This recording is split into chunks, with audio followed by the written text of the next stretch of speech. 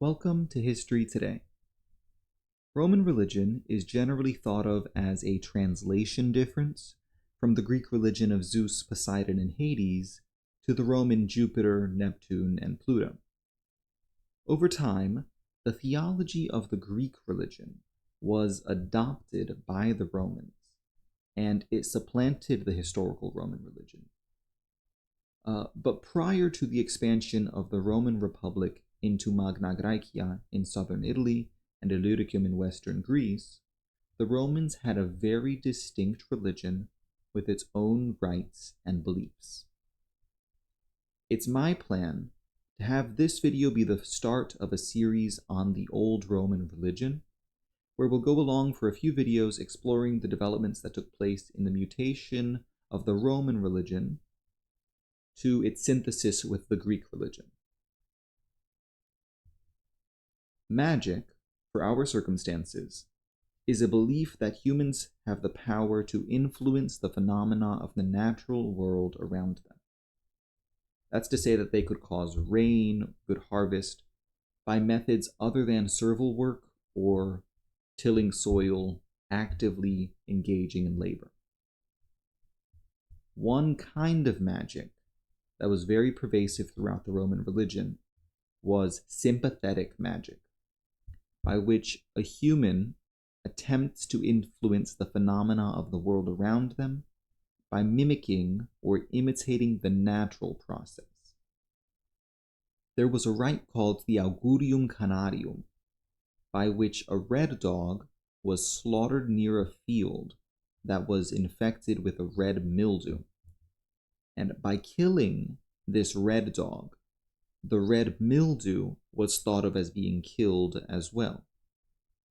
This theme of sympathetic magic is going to continue to appear in many ways throughout the Roman religion in the future videos. Natural objects were worshipped themselves as actual gods. Importantly, objects were seen as kinds of gods, but not personal or inhabiting spirits. The objects were the gods, they were divine themselves, and they were seen as being able to affect the natural world. We see in the primitive version of the Aquilicum that a unique stone, known as the lapis manalis, had water poured over it, and this was thought to be able to cause rain. This stone was itself a god, and this stone was thought to be able to change the world when employed by humans. Fires and doors were themselves thanked individually and perceived as guardians or partakers in the life of a family. The janua of a house is loosely its door or door frame, and it's that thing which protects the family from intruders, most especially at night. And this protecting activity caused a closeness between the people and their doors, which they thought of as individual deities. Janus then developed early on as a universal conception of these protecting doors, and soon was a full deity in himself, Janus being the god with two faces. With Vesta, the same thing happened with the family's fire, which protected life in the cold, and it mutated food from inedible or unsafe into edible and more delicious. The men who tended to these divine objects, which were gods, they were themselves treated as emanating magic in every action that they took. The Flamindialis were priests of a primitive Jupiter who were seen as always dressed in festival garments.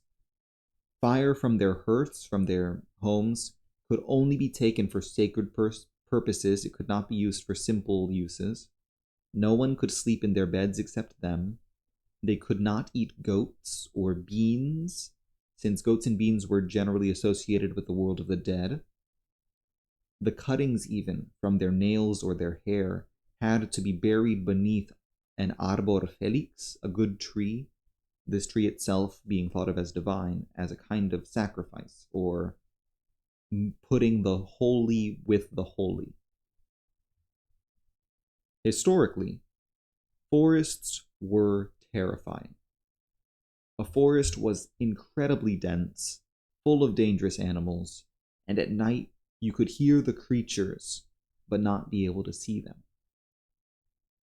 Naturally, humans had existed near or in some participation with forests since lumber was necessary.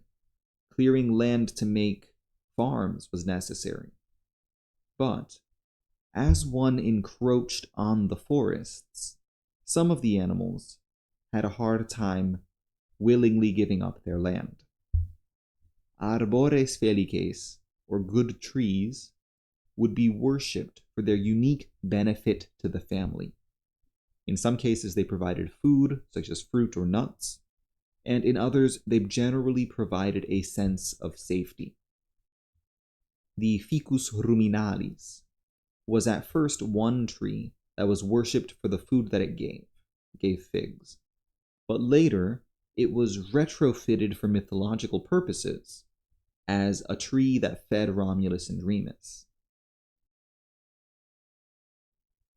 This tree worship developed from individual trees being worshipped as divine to living trees being seen as inhabited by a divine being, which today we typically would refer to as a nymph. We generally think of the nymphs as these living divine things that live in rivers, in trees, in plants. And they predate this greater abstraction of a god over a full domain. An example of this curiosity is a prayer which Cato suggested that a farmer use before clearing some wood for farming. He told the farmer to say, "Be thou god or goddess, to whom this grove is sacred. Be it granted to us to make propitiatory sacrifice to thee with a pig for the clearing of this sacred spot."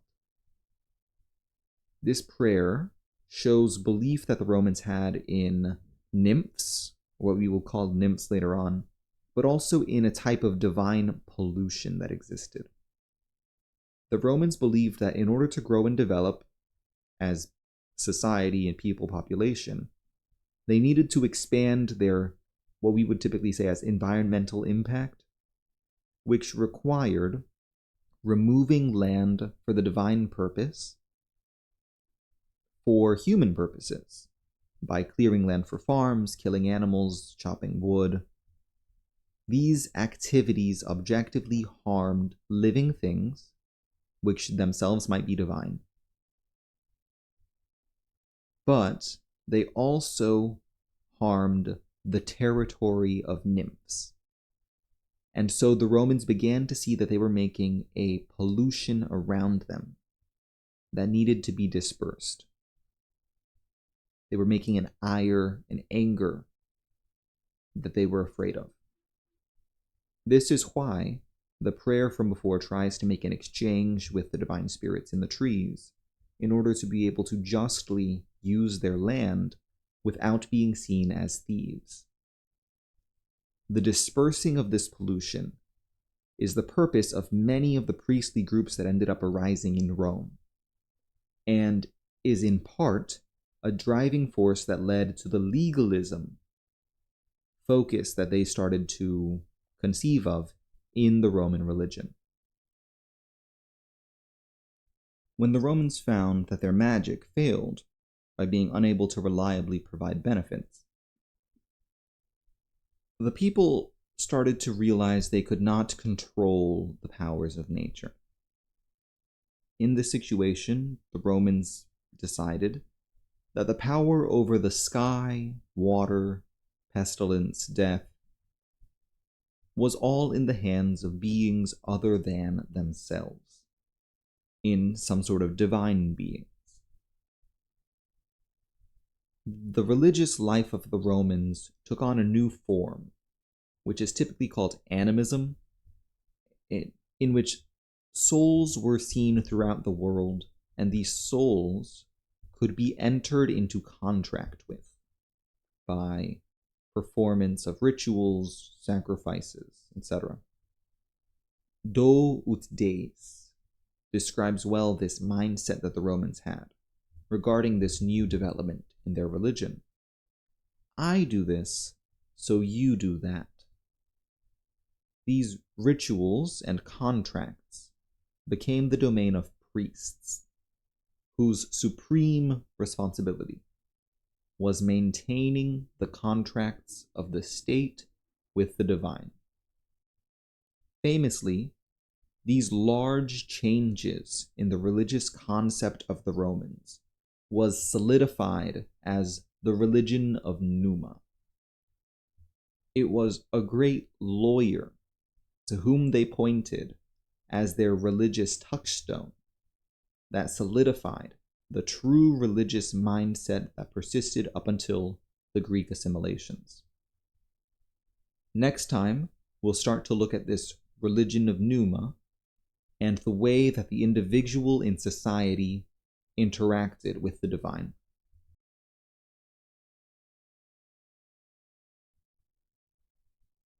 If you'd like to leave a comment or post any type of question that you have, I'll be sure to get to them and try my best to include them in the next video. To get more knowledge and as clearly to explain what I've read and what I've been able to study.